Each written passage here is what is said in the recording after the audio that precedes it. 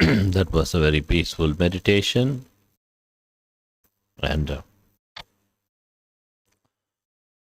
it is very important that we practice meditation every day,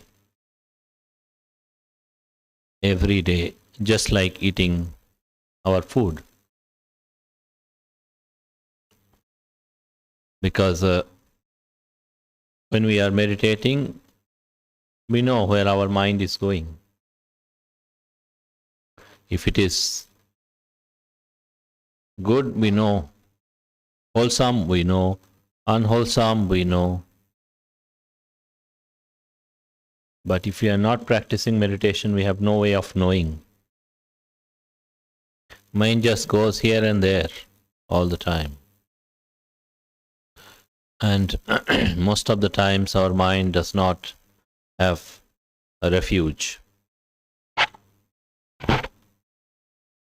The refuge means a place to go inside,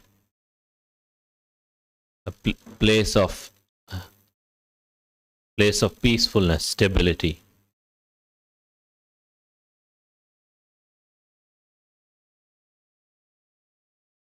Unless we practice enough meditation, our mind will never find a refuge. It thinks and proliferates endlessly, from one thought to the other, endlessly. But it doesn't find an end. And then it thinks too much, it becomes unhappy or sad or distressed.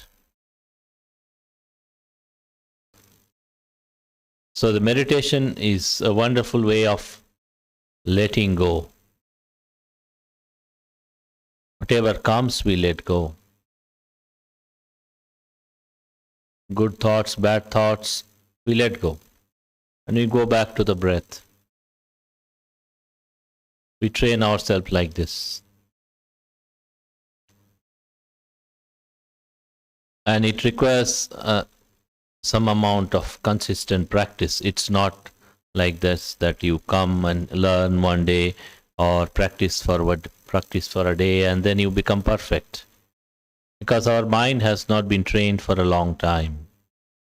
We have wandered in this life, in the past lives, and we will continue to wander in the future as well, without the training, without the sati, mindfulness, samadhi, meditation, or panya, wisdom.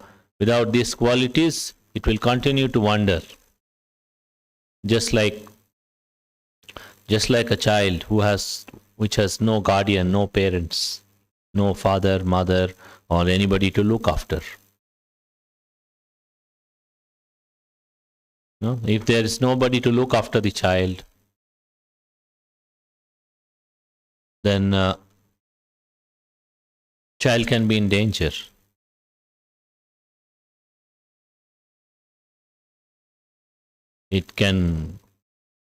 People can harm the child, it can get into bad company, it can end up being a criminal also. Because there is nobody to take care of the child, nobody to guide the child, nobody to teach him anything good.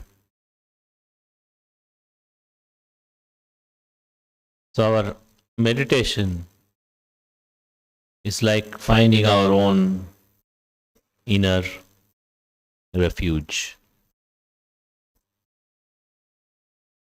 Our sati, our mindfulness, is like our guardian. If we have the mindfulness, then it is watching over all the things, all the thoughts and feelings that comes. And whatever comes, it is not affected. It sees and lets go.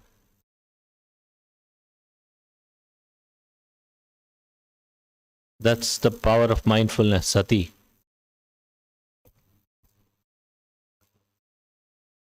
Like a guardian which takes care.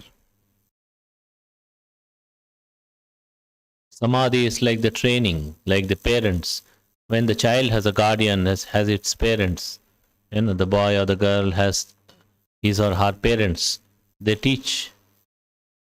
The parents teach, they admit him to the school.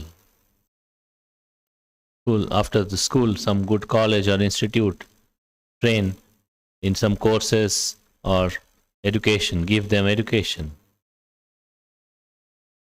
When they have enough education, enough professional skills, they can find a good job or employment or earn money for themselves.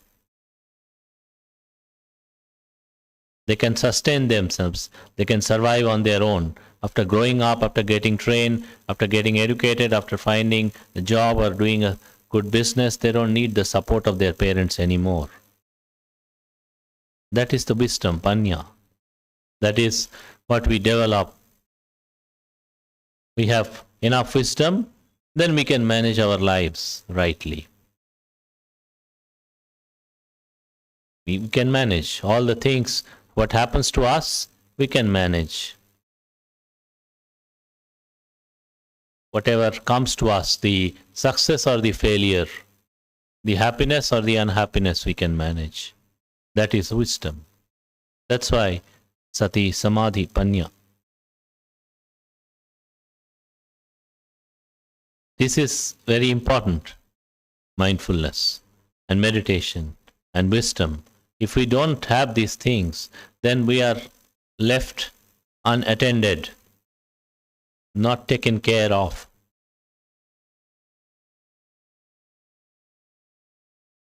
People spend a lot of time. Like every day we have to get up and we have to say brush our teeth or go to the toilet or take a bath or eat our food or dress, wear our clothes, or if somebody is sick, they have to take their medicines. So many things.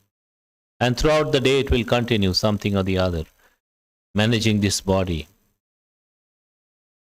And after doing all this also, this body is not good enough to sustain even for 100 years. Most people don't live for even 80 years these days. 60, 70, 80. And sometimes people live but with a lot of disease, sickness, bedridden, with too many injections, too many medicines, can't move around. Even then, after all this also, this body does not sustain for 100 years. 70, 80, maximum 90 sometimes. Rare to see person living for 100 years. After taking care from childhood, from the birth till death, taking care of this body, and yet it is not capable to live for 100 years. And 100 years you might be thinking is a long time. It is not. It is not a long time. Now, just see, mentally you know your age. You are 20 years of age or 30 or 40 or 50, whatever it is. Now you know your age. You see, you were as if you were born just yesterday or day before, and you were a small child and you were growing up, and now you have come to this level. So much time have passed without even understanding, and the rest of the time also will go. And then one day will come, then you are old and not having any strength, and then you see the death is approaching. It's just right there. Time has come. And it will come. It comes to everybody. It's no big deal.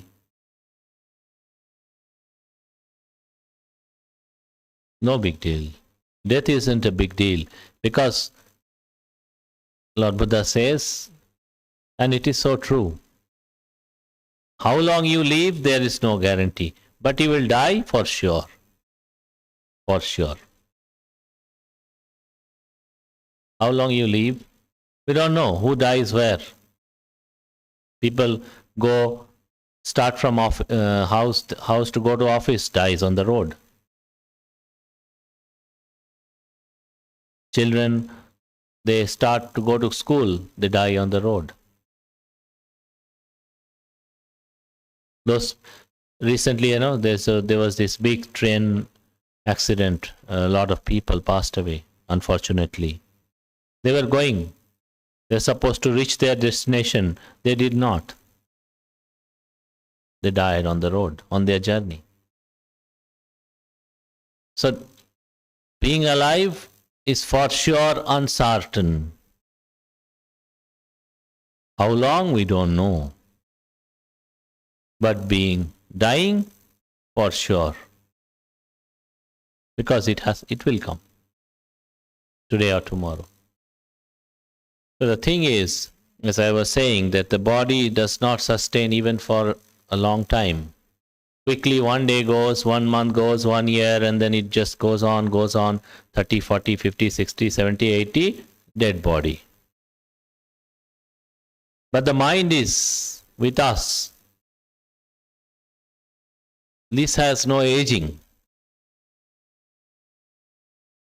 The body becomes old. But the mind, does it become old? It doesn't. It's the same mind, Only two ways people can think in this world. Only in two ways. Either through ignorance or through wisdom. If they have ignorance, they think with ignorance. They behave with ignorance. Their mind is ignorant, unwise. If they are wise, they think with wisdom. They behave with wisdom. Their mind is wise. Just these two ways.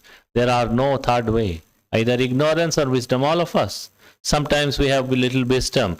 We tend to avoid the unwholesome things or do the wholesome things. Sometimes we have no wisdom.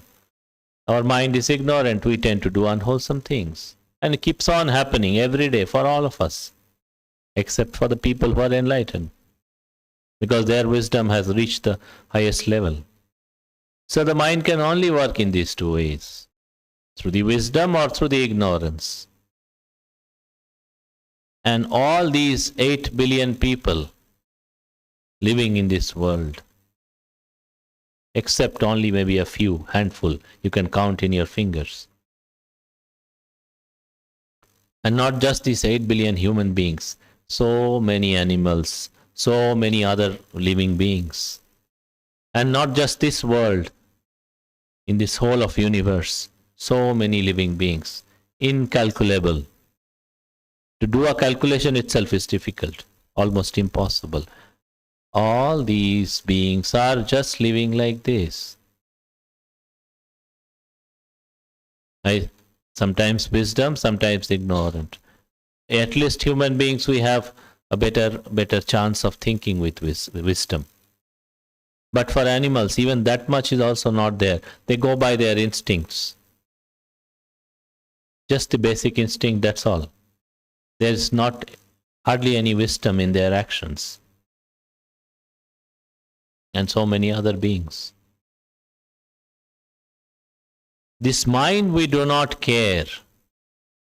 That's the bottom line. We are tending to the body, attending and taking care of the body, but tending or attending to the body or taking care of the mind, we do not know. We do not do at all. Can I do something about my mind? Can I improve this? Can I let go of something that affects this mind in a negative way? That kind of thought you should think every day. Because your mind is just the same. Body is aging. Mind is not aging. And this body you carry for maybe 60, 70, 80 years. And then it falls down, breaks apart, dead body. But the mind, it goes on. From the past it has carried into this here, in this life. From this to the another it will go. It's these tendencies that are here, right here in your mind right now that you are developing, whether it is good or bad, whether it is wise or unwise. This will be carried forward. So this is where your wealth lies. Wealth means what? Wealth means something that is useful for you. Like people say, I have wealth. some money, some property, something that will come to your support when you need it. Yeah? If you are sick, you need to go to the doctor, you need to get an operation or anything, you need money. So the money, that wealth will come and help you at that time. But sometimes even that is not good enough.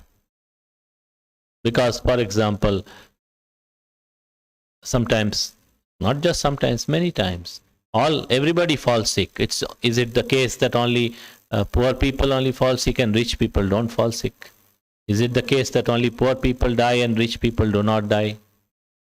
Everybody dies. Everybody falls sick. COVID came and so many people died. Sometimes even some poor people survived and the rich people also died. So sickness, death, it is universal. It has nothing to do with rich and poor. It can come to anyone. And that time, if the death has to come, even that time the wealth is also of no use. So Lord Buddha told us, you must look for something better wealth. The wealth in your mind.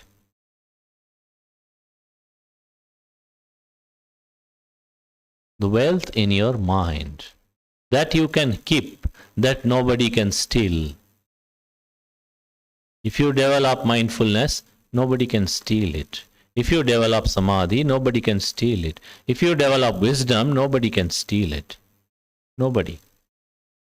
Your money people can steal, or some damage can happen, or government put some taxes and take your money. No? Can happen. Or people who have a business, they may incur loss in the business. People who have a job, they may lose the job. So there is a chance that the wealth of the outside world may be lost. Many times it is lost. Is it the case that only people, even the biggest of people, richest of people, they run business? Is it the case they always have profit and never loss? It's not. Their wealth also goes up and down, because the business goes up and down. So this wealth is good only to some extent. But beyond that, this wealth of the outside wealth is of no great use. Lord Buddha told us, you must develop something inside, inner wealth.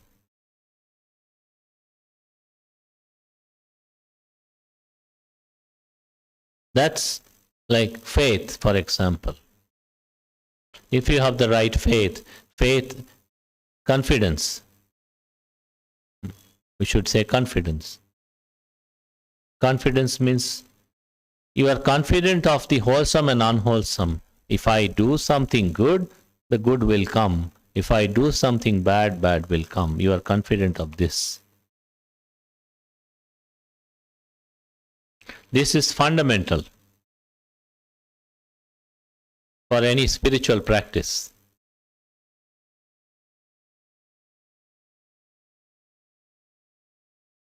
If we are not thinking like this, then it is difficult for us to develop any spiritual practice.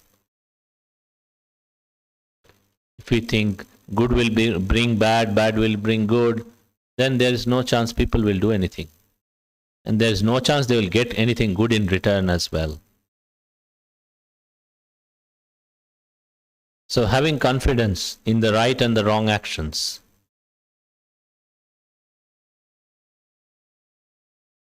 This is a wealth.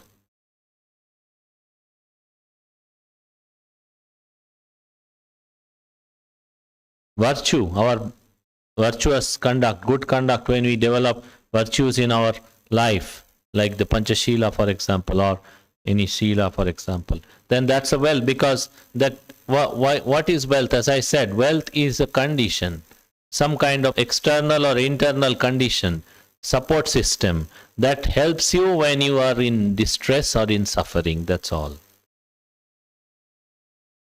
It's a condition. So money is a condition to get some physical support. Good friendship is a condition to get some assistance when you need. Bad friendship is another condition to get stabbed in the back, or get harmed. These are all conditions. So our inner wealth is also conditions. When you have the sickness or the suffering or the loss, it can happen. When you have it, you are able to deal with it without getting affected. That's the inner wealth. Sometimes if your inner wealth is good enough, for example, if your virtue is so good and so pure and so wonderful, probably you would not have sickness in the first place. There was this Jataka called Maha Jataka, So this story goes like this. I'll very briefly I will tell. It happened that Bodhisattva went to study in a faraway place in Takasila. And then it so happened that the main teacher of that institution, his son died at a young age. So all the students, there was this ceremony, like a mourning kind of ceremony. And then the students were saying, he was like this, he was like that. All his other classmates, the main principal's son, for example. No? And when the Bodhisattva was asked to tell something, he said, all I want to say is, if people are to be virtuous, really, truly, honestly, completely virtuous, they probably wouldn't die at a young age. And then everybody was surprised. What are you saying? Which means to say, is it possible that people are virtuous and then they wouldn't have sickness and they wouldn't die so early? Bodhisattva said, it's like this. Then how can you say like this? They asked. He said, my family, for example, my ancestors, my father, my grandfather, and all my family members, they're virtuous people. And there has not been a premature death or a death at a young age for several generations.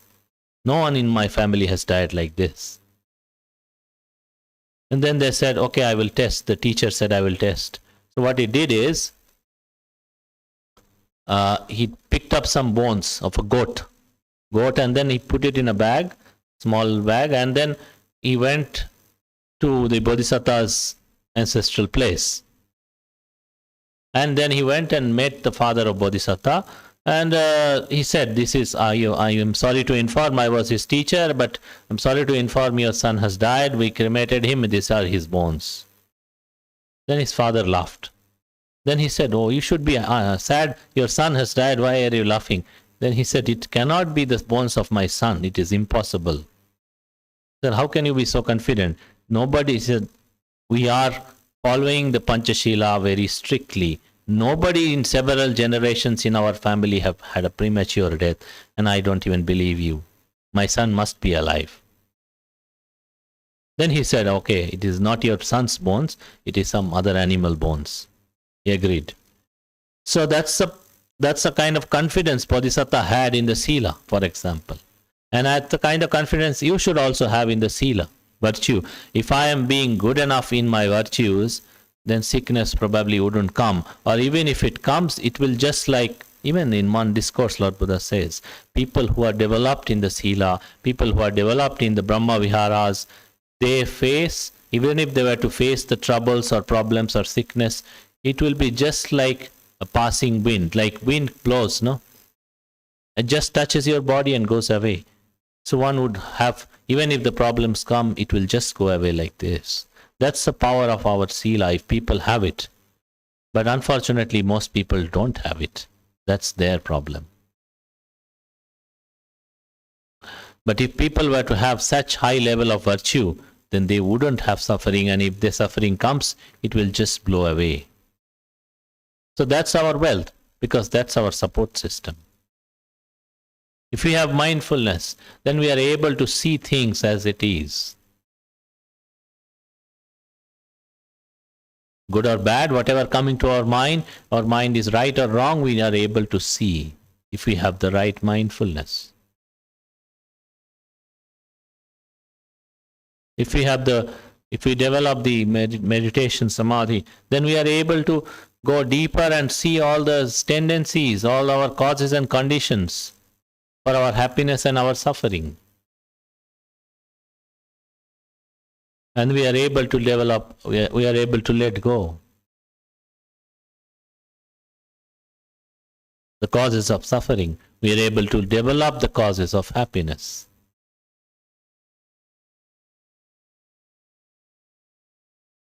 So these are our wealth. The right faith is the wealth. That's why when you take these 5 precepts, tisarana, taking refuge in the Buddha, Dhamma and Sangha. Buddha is not a person. Buddha is the highest quality of enlightenment. The person, the historical Buddha, when he was alive, when he walked around this earth, he was emanating the highest quality of virtue and enlightenment and wisdom. So he says, Lord Buddha says, Yo dhammang passati, yo mang passati. One who sees the Dhamma sees me. So this highest quality of Dhamma, the liberation, that is the Buddha, not just the physical body. That's the Buddha. So when you take refuge in the Buddha, you take refuge in this enlightened, noble, highest noble qualities, so that at least some of these qualities you can develop in your lives. You're paying respect to the Buddha means you're paying respect to these highest noble qualities, so that you're acknowledging this is the best, this is the highest, this is the noblest of all things, and may I be able to develop at least some of it in my life. May I not be heedless. May I not waste my life and time. May I remember this and may I do something good. This is your refuge in the Buddha, in the Dhamma, in the Sangha. Reminding yourself every day when you say, Buddhang saranang gacchami, Dhammang saranang gacchami, Sanghang saranang gacchami, reminding ourselves, this is what I must do. I must not be too much careless or heedless and waste my time doing this and that before death comes. Before it comes, I must do something with regard to my virtue, with regard to my practice, my meditation, my generosity, my loving kindness. I must do something. I must not be fully wasting my time or waiting for the death to come one day and strike me. So this is the reminder. Every time you say Buddhang saranang gacchami, Dhammang saranang gacchami, Sanghang saranang gacchami, this is the reminder. That's the kind of faith Lord Buddha wanted us to develop. A faith which guides you in the right path. Then it becomes wealth. Then it becomes your great support. Every day you are on the right track. Even if you go on the wrong track, you come back on the right track. You are not lost. Those trains, no? They collided with each other. If everybody was following the right track, if the signal was good, signal system was perfect, people would have gone and ended up in their destination. They wouldn't have died. But it didn't happen. People died. So he says, not just the physical death I'm talking about, the death of spiritual death. Honestly, most people are no good. You should not overestimate yourself. Most people are no good. They are already half dead or even 75% dead. I'm saying spiritually. Physically they may be strong, but spiritually they are half dead or 75% dead. So no need to think I am excellent or I am extraordinary. Should think, I am no good. I have that level of virtue I don't have. That level of mindfulness I don't have. That level of generosity I don't have. That level of metta karuna I don't have. I better do something every day. So not to overestimate ourselves. And also not to underestimate ourselves. Not to think like, oh, I cannot do anything. I'm absolutely useless or worthless. Not to even think like this. I can do. That's the right way to begin. Because we have been like half dead. Means our mindfulness, almost no mindfulness. Our samadhi almost zero. Our virtues not very good. I mean, generally I'm saying on an average, you people are coming and taking Panchashila, you people are anyways better than most of the people outside. People don't even know there is something called 5 precepts. People don't even know that it can be followed and life can be better, can become better. But at least you people are way better than that. But you must keep on doing it, not like a day, one day being truthful, next day lying, third day being truthful, fourth day lying. Then it is never good enough. Doctor says you must avoid oily and spicy food for 1 full month. Couple of days you eat healthy, third day you go and eat oily and spicy food. Your stomach never becomes good. So our sila, if we do like this, then it is never good.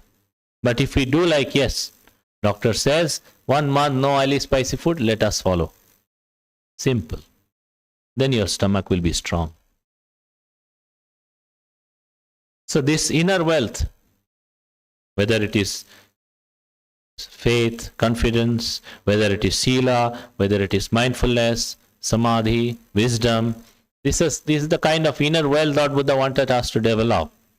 Because this is the kind of wealth when you have the sickness or suffering or distress or anything, they will come and help you. Mark my words, when the death comes, our father or mother or relatives or friends or wealth or name or fame or none help us. Nobody. If people could help, if people say when the death comes, our parents will save us, then so many children dies, their parents cannot save. Nobody. When the death comes, nobody saves us.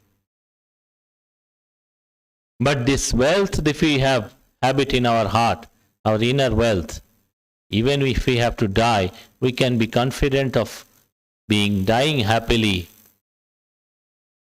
going peacefully from here without difficulties, and going wherever we are going, there also going happily and peacefully. There is no protection from anyone, one who has been assailed by death. And the death will come for all of us. So that's why Lord Buddha said, developing Marananusati, contemplating our death every day. Death will come. Before that, I must do something. Because life goes like this. 20, 30, 40, 50, 60, 70, and then suddenly you feel, oh, I am too old now. I can't even move around properly. I cannot even digest the food. I cannot even, I tend to fall sick every other day.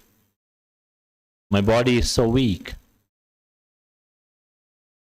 And then the death comes.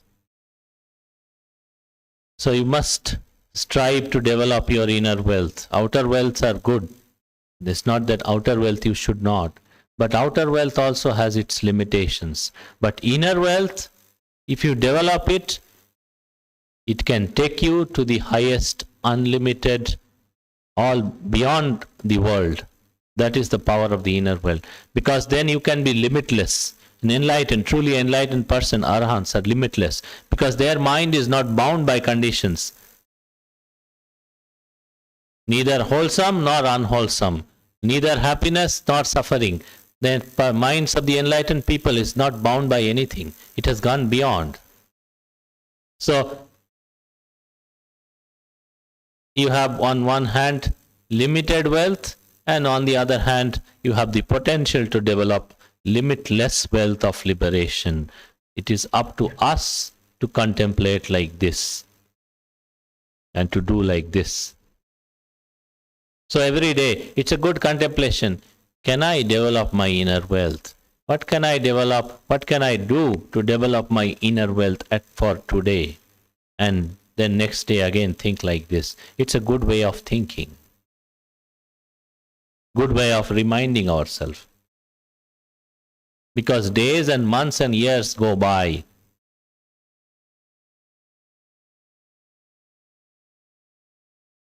Lord Buddha gave his first teachings 13 years ago. 2600, more than 2600 years. He gave his first teachings at Sarnath. And so many, thousands of years have gone by.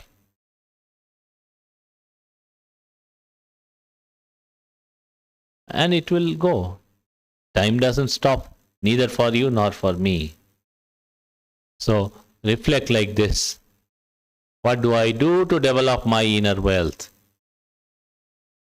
And one more thing, I said inner wealth. But like any businessman who does business, what he has to see first, how to start a business, how to grow the business, and what are the things that can what are the things that can cause loss. Either the product is not good, marketing is not good, supplies, some problem is there, or there's something happening wrong in the whole circulation process, whatever. Something that can cause the loss. So he has to cut down on those things so that he doesn't lose. The losses do not increase, it should decrease, no? Otherwise he cannot be a successful businessman. Here we have to cut down on our losses, our inner losses. That is what our defilements are: greed, hatred, ignorance. If we cut down on our inner losses, then we can develop our inner wealth. So developing inner wealth also means cutting down on our inner losses. All the unwholesome tendencies, if we have the greed, we reduce it. For example, doing dana, we reduce the greed or craving or attachment. If we have the hatred, we reduce it by practicing loving kindness, being kind to others, being compassionate to others. If we do not have enough wisdom, we develop it by practicing enough meditation. So developing inner wealth also means cutting down on our inner losses. So may you be able to remember, and may you be able to recollect especially every day in your life to develop your inner wealth. With this, we conclude our Dhamma Discourse today. May all beings share the merit and be happy and peaceful. Sukhino bhavantu. Sadhu.